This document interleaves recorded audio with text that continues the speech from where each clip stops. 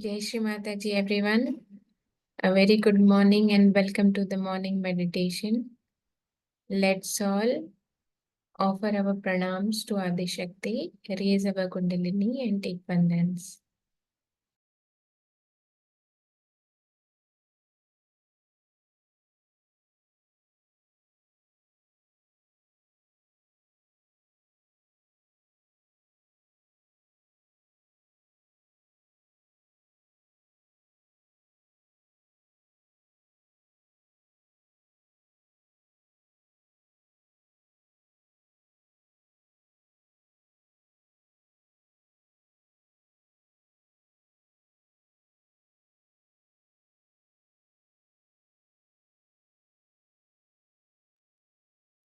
Let's take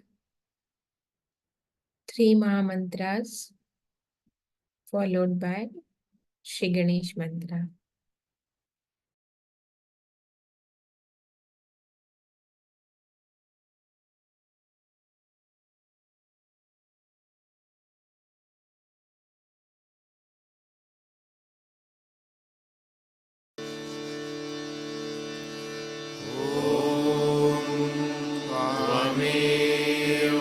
साक्षात् श्री महालक्ष्मी महासरस्वती महाकाली त्रिगुणात्मिका कुंडलिनी साक्षात् श्री आदिशक्ति माताजी श्री निर्मला देव्यै नमो नमः। ॐ त्वमेव साक्षात् श्री कल्की साक्षात् श्री आदिशक्ति माताजी श्री निर्मला देव्यै नमो नमः। ॐ त्वमेव साक्षात् श्री कल्की साक्षात् श्री सहस्रार स्वामिनी मोक्षप्रदायिनी माताजी श्री निर्मला देव्यै नमो नमः। ॐ त्वमेव साक्षात् श्री गणेश साक्षात् श्री आदिशक्ति माताजी श्री निर्मला देव्यै नमो नमः।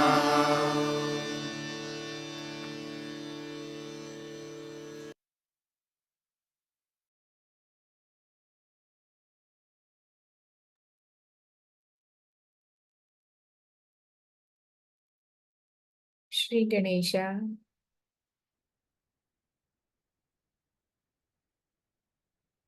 please bring us into the state of meditation.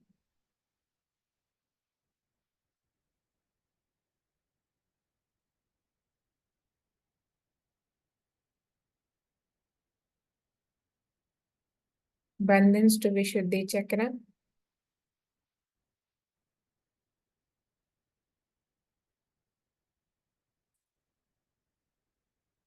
Bandhans to Agya Chakra.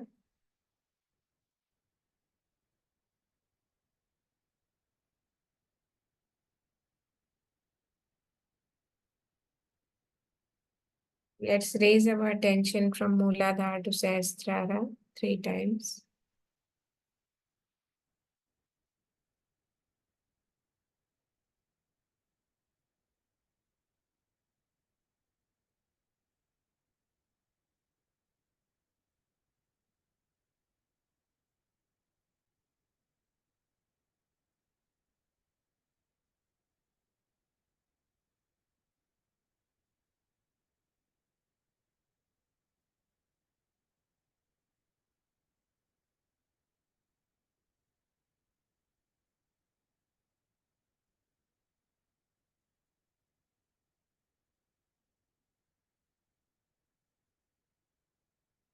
We will listen to 12 names of Shri Ganesha.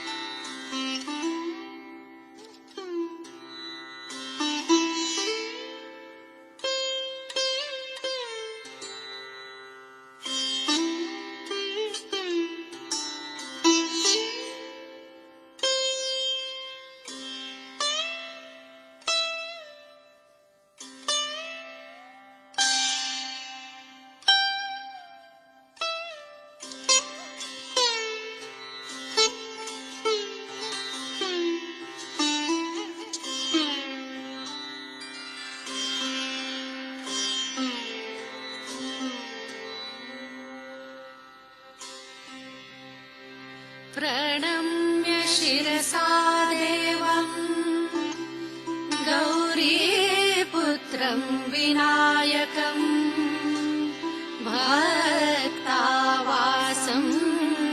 स्मरे नित्यम् आयुष्कामार्थसिद्धये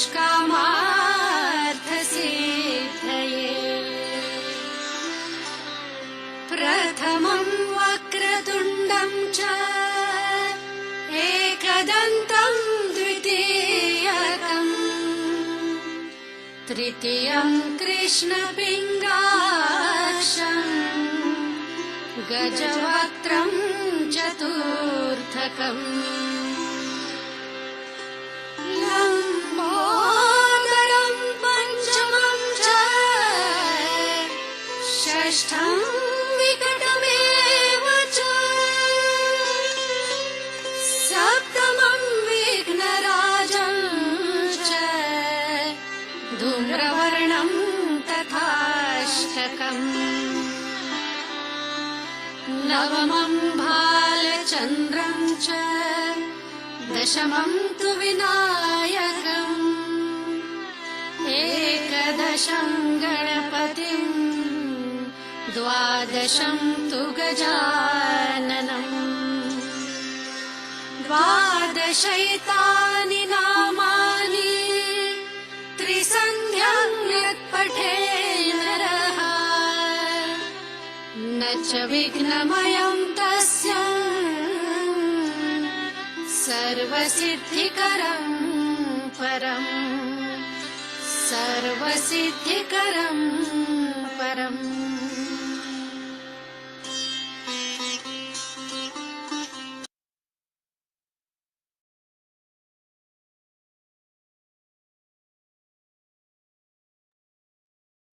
With our attention on Sahasrara, we will absorb Shri Mataji's Amritwani.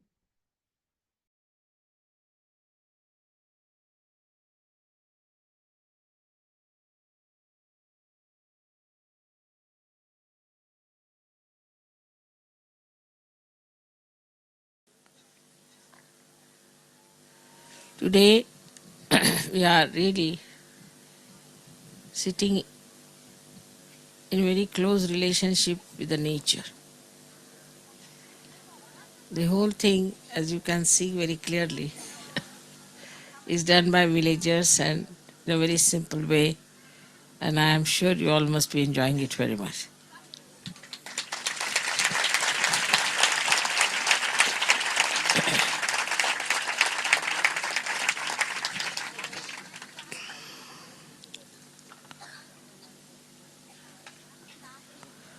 Today being the first puja in Maharashtra, we'll have to do Ganesha Pujan.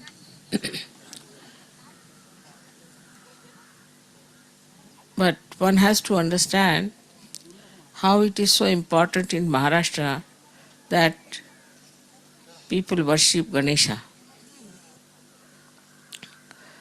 As you know, there are Ashtavinayakas, 8 Ganeshas are there around this area, and this triangle of Maharashtra,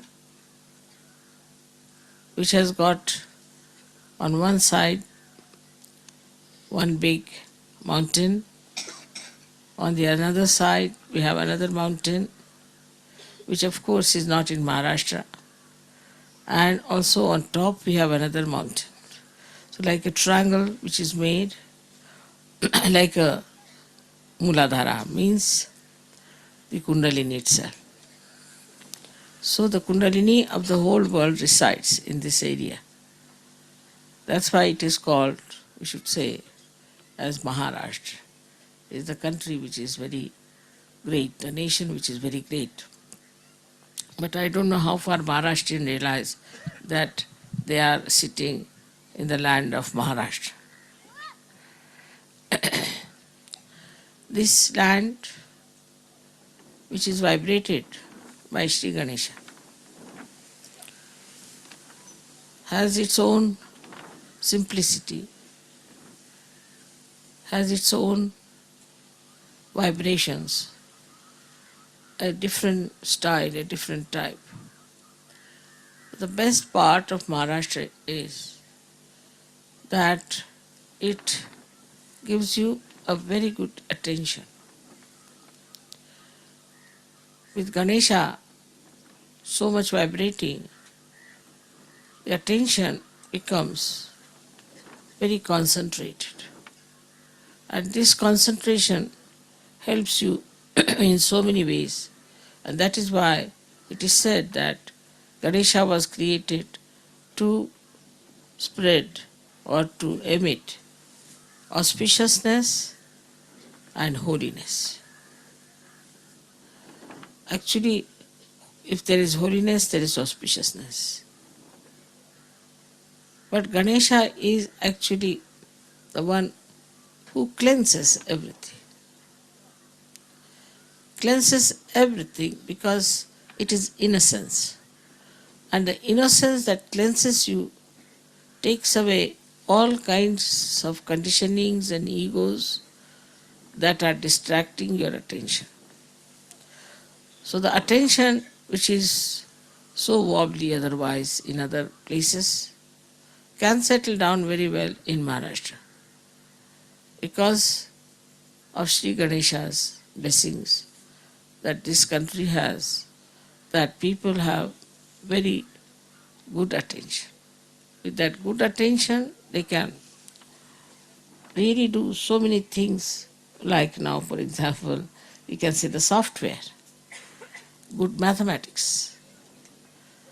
They are very good at music, because all these things require tremendous attention. Art, dancing, anything which requires tremendous attention, that has to come only through Ganesha. Because they say that Ganesha is a giver of wisdom. He is a giver of wisdom. Means just wisdom becomes a dharma, becomes a part and parcel of your being. You become just wise. Now somebody may ask, Mother, how to become wise? It's very difficult to say. How to become wise? It is just that it happens that you become wise. So though he is a child, he is so matured. He is so wise. And he is not only that, but he emits wisdom. And this wisdom is an innate quality of anyone who is a Sahaja Yogi. Because in him also Sri Ganesha has been awakened. So he becomes a wise person, very wise. And with wisdom, what does he achieve? He achieves a balance, a proper ascent, and also he understands that this ascent is for his benevolence, for the benevolence of his country, benevolence of the whole world. He understands the importance of Sahaja Yoga. Without this wisdom, one cannot understand. And this wisdom is within us, just absolutely innately built in. Only thing is, we have to use the storehouse of this wisdom that is within us. Of course, with Sahaja Yoga, it starts emitting, and you start feeling, and you start understanding what is wisdom is. You give up all your stupid childish things. You give up all your attachments. You give up many of your, say, things that you don't like, which doesn't behove you. You feel that you should give up, but you cannot. But with Sahaja Yoga, it just happens automatically, and you just see in your light what is needed, what is not needed. In that wisdom, you throw away whatever is wrong. So what a great work this Ganesha has to do within ourselves. This manifestation of Ganesha within us is very important, I think. Not that it is only the basis, but also the foundation stone of spiritual life is Sri Ganesha. That's why I've been very anxious that we should find out proper schools for our children. They should have proper education and they should be looked after. Because their Ganesh Tattva is already there. Only thing we have to nourish it, we have to look after it and make it grow. Once that happens, then children are safe. Then nothing can harm them. Nothing they will absorb which is wrong. They will never be again in the wrong path. But from very childhood, if you never had this kind of training or this kind of understanding about Kundalini or about the wisdom part of it, you can never later on easily assimilate it. For that, you really require a great effort and understanding that you have to have this. It's so beautiful. You must get this attention and you must get this innocence within it. With Sahaja Yoga, as you see, it's working out very fast and people are getting really very wise, and I can see the wisdom writ large on their faces. In this wisdom, what do we find here? See, on any line that we move, we can find that most of our problems are coming from human beings.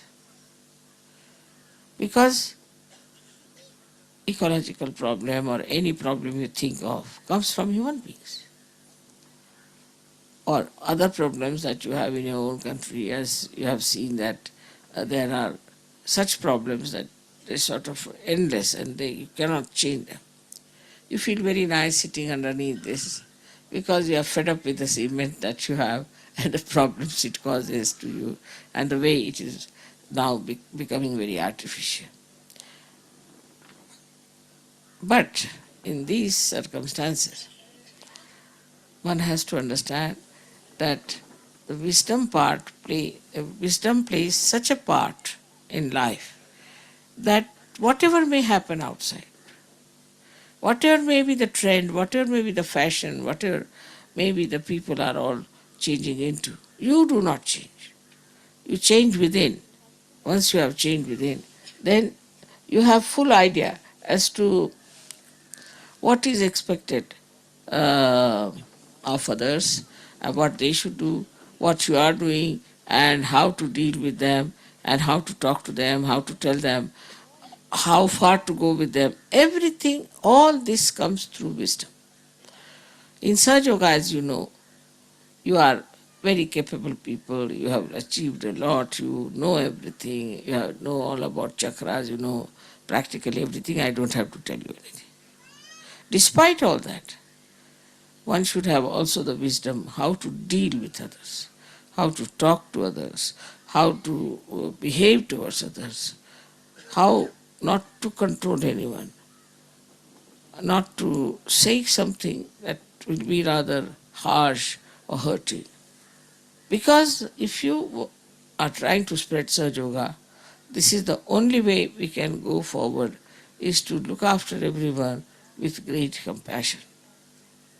Now, we might think that wisdom is there with us and we know how to do so many things with our wisdom, and now we are absolutely wise. I agree with Sahaja Yogis. Now they have become really very, very wise and they know how to use their wisdom.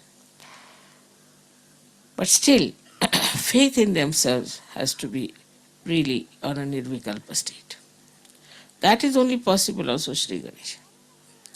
Because he is in nirvikalpa. He has no vikalpas, nothing.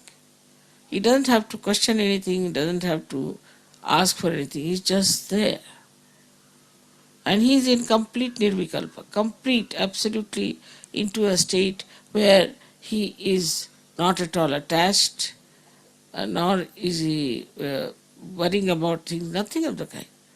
He is just in nirvikalpa, and in that nirvikalpa, he worships Mother. Small stories can show you how he was so sure of himself, how he had courage, and how he worked out everything so intelligently. But when you are doing something, you can be in two minds. You can be not so decisive. But he was, and he is, always very decisive, that he knows what is to be done. Right there. This is the point. So in wisdom, you don't have to think, argue. I've seen many people who say, Mother, you see, we were thinking, then we had vibrations, we didn't know what to do, this, that, how to do, how to correct, how to work it out. Now, I must say this is a state. It is not a state to be achieved, but it's a state. Means you are there. It has to be innately built in yourself, this state of wisdom. But you can also work it out by just concentrating on yourself and trying to find out what's the matter with me, what happens, why. Why is it I am like this? The introspection can help you a lot to be extremely wise. But easier method is to worship the principle of innocence within yourself.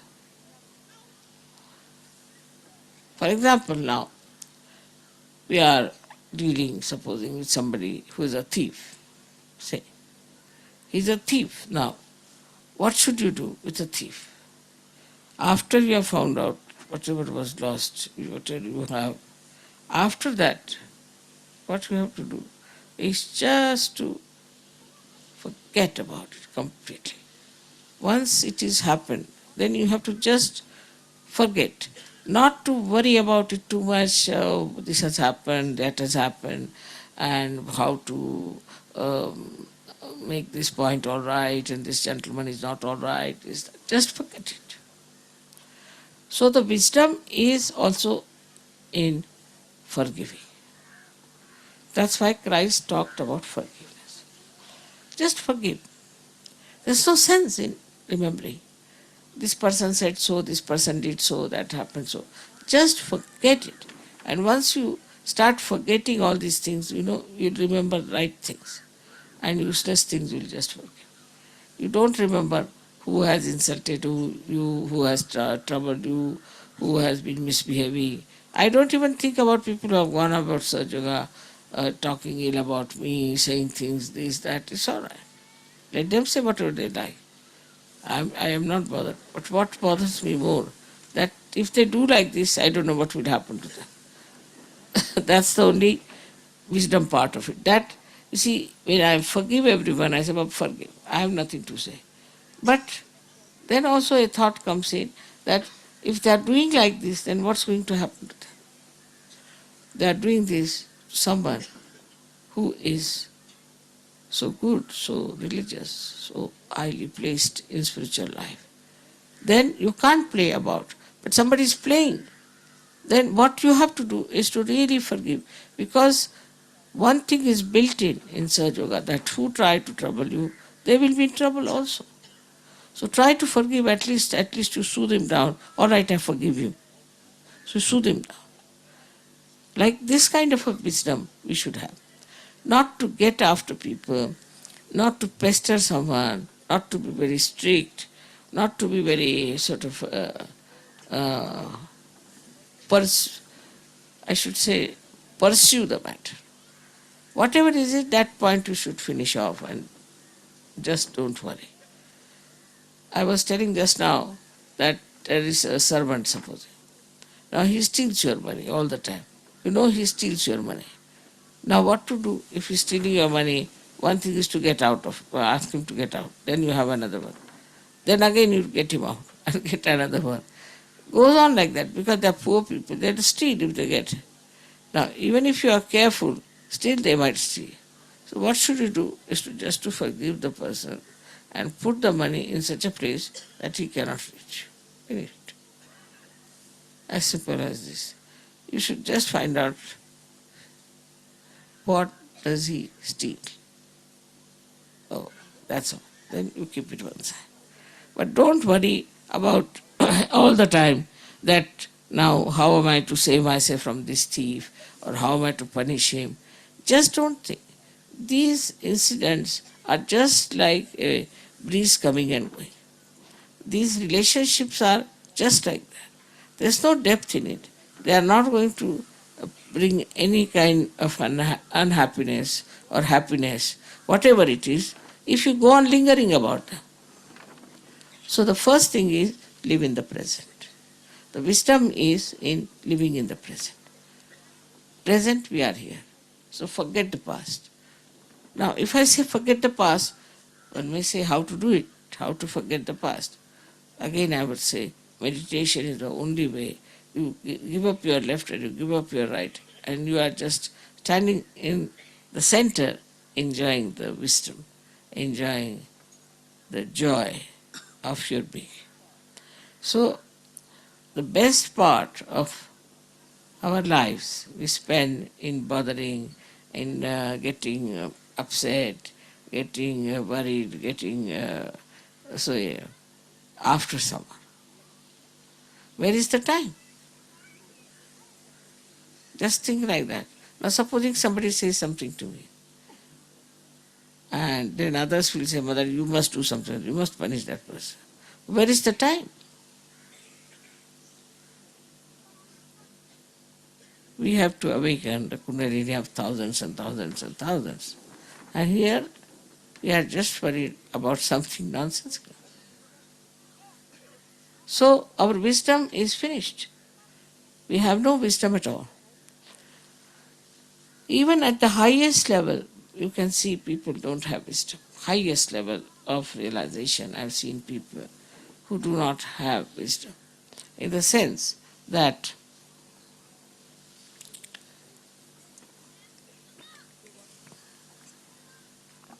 they want to run away. They just get fed up. Take sannyasa, finished. Go to Himalayas, live there happily. There's no wisdom in that also. So living in the present, you don't also feel tired because you don't think of the past and the future, and you live very well and in great happiness. You improve things and you don't think of the future, what is going to happen to me or anything, and that's how you save lot of troubles of others as well as yours. So this wisdom is to live in the present. Is now that you ask somebody, how are you? All right. Then he's not in the present. You ask somebody, are you enjoying yourself? Not in the present. You ask somebody, are you happy? No. Then you are not in the present. You ask someone that, are you hungry? Maybe, may not be. Maybe they don't know even in the present they are hungry or not. It is so much they are lost in the past and the future. That's the sign of unwise behavior, unwise life. If they don't know whether they would like to have their food or not.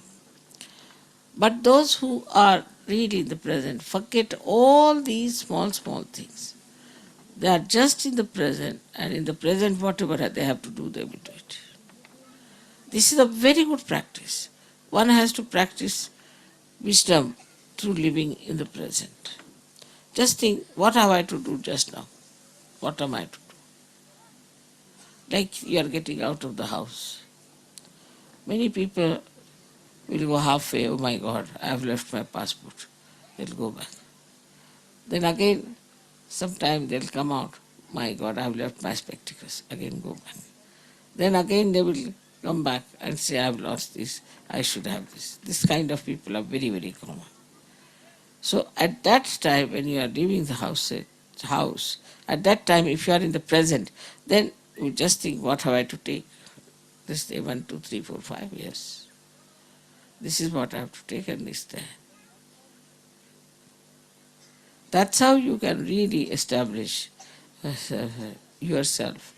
In wisdom itself means the wisdom acts by itself. It's a power. Wisdom is a very big power. If you are a wise person, it's a power. It can combat any kind of ignorance, any kind of attacks, any kind of stupidity. It's such a tremendous power that God has given us that we are wise. And this wisdom we should try to really to develop it and mature it properly within ourselves. So today's Sri Ganesha's pujan is there. While we should ask for wisdom, and for that we have to be in the present. Every way we should be in the present. If you can try, you can be, because your Kundalini has been awakened and you can be all the time in the present. But today you should first try and get the Kundalini established in the present. May God bless you.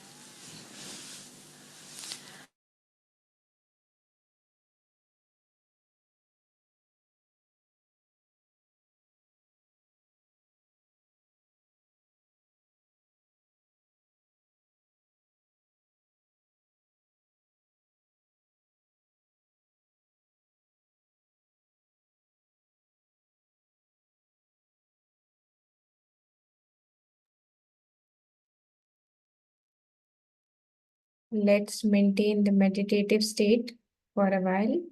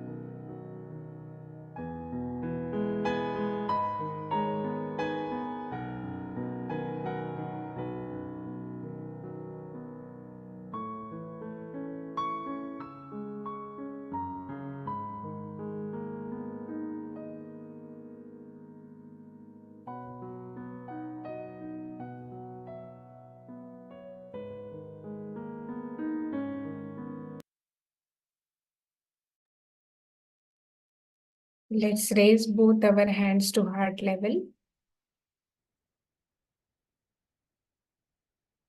Shri Mataji, please make us innocent and wise like Shri Ganesha.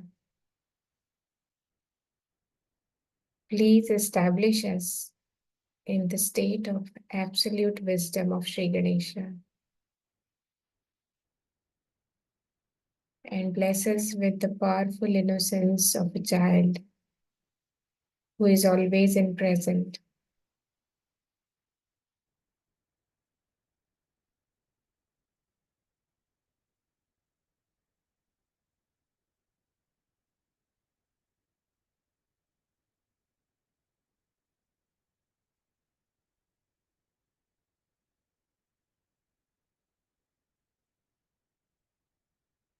Let's collectively offer our pranams, raise our Kundalini, and take bandhans.